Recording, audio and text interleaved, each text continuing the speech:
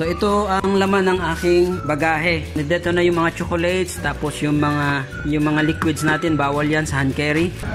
Okay? So dito natin siya ilalak. Madali lang naman to buksan guys, itong tusok lang nila yung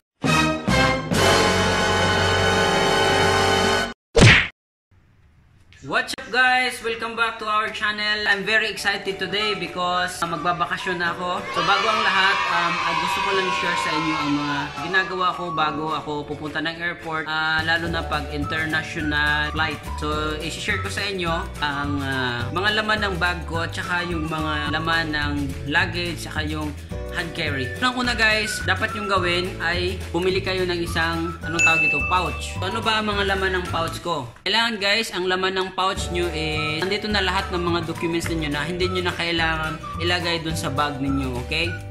So, kailangan bit-bit nyo ito palagi, lalo na pag pupunta na kayo ng, tawag dito, ng tiller. So, ang laman ng pouch ko guys is, nandito na yung passport ko. Kailangan yung passport mo malinis, walang nakalagay o nakaipit na mga ano-ano dyan. Kailangan i-check nyo yung passport nyo, baka may napunit dyan, okay? So, malinis yung passport. Kasama yung passport, nandyan na dapat yung ticket ninyo. So, ito na yung ticket ko. So, ang ticket ko ngayon is connecting flight ako from Jeddah to Philippines. Dapat nandyan yan sa pouch ninyo. Okay? Tapos, pang pouch na ang laman ng pouch ninyo, dapat kasama na rin yung exit re-entry na binigay sa inyo ng kumpanya ninyo or ng amo ninyo. Okay? Dapat hindi magkahiwalay yan. Dapat may rin din kayong kasamang ballpen. Kasi minsan yung mga airport ay walang mga ballpen, so kailangan maging handa kayo. So, yun lang ang laman ng pouch, okay? So ngayon, ipapakita ko naman sa inyo yung mga laman ng bag ko, yung hand carry ko, tsaka yung bagahe, okay? Dapat meron tayong mga bagay na hindi natin dapat dala-dala sa hand carry. Kailangan natin, mas maganda ilagay natin sa bagahe natin doon sa tinatawag na luggage, okay? Luggage ba o baggage? Okay, ito ang laman ng aking hand carry. Dapat walang mga matutulis na bagay, okay? Kasi chine-check yan ng mga airport, okay? Halimbawa, mga tulad ng nail cutter, gunting, dapat wala yan. Nandyan na yung cables ko ng laptop. Yung laptop mo, dapat hand carry mo din. Okay? Ito pa, dapat yung malaman.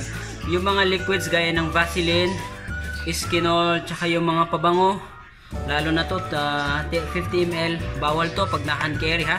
Dapat ito nakalagay lang dun sa bagahe ninyo, okay? Dapat mayroon din kayong dalang toothbrush at saka toothpaste, okay? So ito, minsan hindi na i-check tong toothpaste, so, pero alam ko bawal din to eh. Pero sige lang, maliit lang naman to. Tsaka dapat may dala din kayong t-shirt, extra t-shirt doon sa bag ninyo sa hand carry. Kasi naging experience ko na din yung uminom ako ng coffee, natapon yung coffee doon sa sa t-shirt ko. At least meron tayong pampalit na t-shirt. So chinecheck ko na yung cellphone ko nasa sling bag, yung wallet ko nandito na, eyeglass ko nandito na. Dapat meron din kayong power bank. Dapat fully charged siya. Tapos cable. Okay?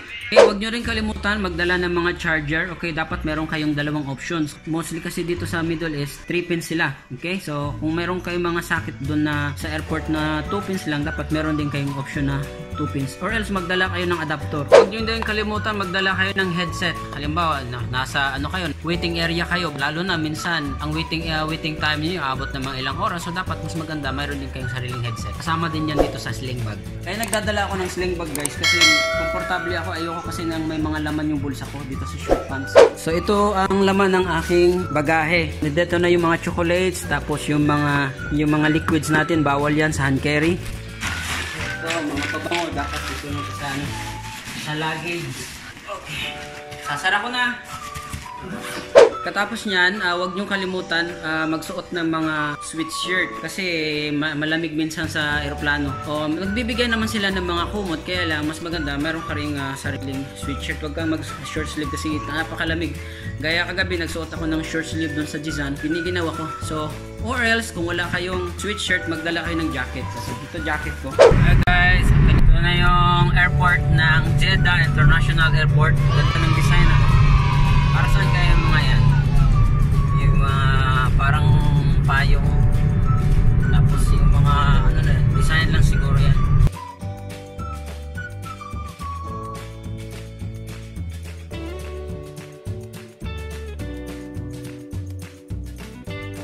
Guys, bago ko pala makalimutan, bago ko i-check-in yung ano ko, bagahe ko, lagyan ko muna siya ng lock.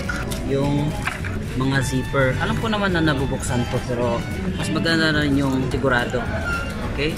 So dito natin siya ilalak. Madali lang naman to buksan guys. Itong ano, tusok lang nila yung ballpin dyan. Pero mas maganda na yung nakalock siya. Tapos, ang pera mo na real, di ipapalit mo ngayon ng, pupunta ka ngayon sa exchange. So ako ngayon pupunta ako dyan ngayon sa Al Raji Bank. Palitan ko itong real into dollars. Itong real ko magiging dollar to ngayon. Okay? 1, 2, 3, 4. Tadang! Siguro magtatanong ko kung bakit dollar ang binili kong currency. Kasi ang dollar po ay isa sa mga pinaka stable na currency sa buong mundo. So, kahit saan ka magpunta na may dollar. Okay? So, dollar. So, piliin nyo dollar. Huwag kayong bumili ng ibang currency. Kasi gaya ko, pupunta ako ng so, pagdating ko dun sa airport, pag mayroon akong gustong bilhin na gamit or pasalubong or pagkain, punta lang ako dun sa currency. Tapos, papalitan ko ng $180 dinar. Tapos, yun na, pwede ko nang gamitin yung pera ko. Minsan kasi, pag hindi tayo nagpapalit ng pera, gaya nung nangyari sa akin noon, limutan kong bumili ng dollars. Ang dala kong pera is dirhams. 1 dirham is 13.5 lang to dati. Nung nagpunta ako sa Pilipinas, nagpapalit ako, 9 pesos lang ang bili nila. So lugi ka. So mas maganda dollar na ang bilhin mo dun sa airport. Okay guys, tapos na ako mag-check-in. Check-in. So ito na yung boarding pass ko. So ilalagay ko na siya dito sa pouch para secure lahat ng dokumento. Kaya lang medyo gutom ako ngayon, kailangan ko munang kumain. So mas maganda talaga magtabi ka muna ng konting real. Hindi mo dapat ibili lahat ng dollar para kung magutom ka, may magagamit ka para pangkain.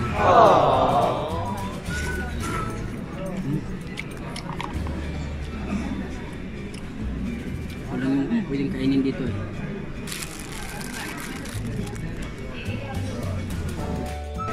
Departure lounge dito. Kailangan talaga 2 hours before nandito ka na sa airport kasi ito ang nagpapatagal dito sa may immigration. Ito guys, papasok na kami.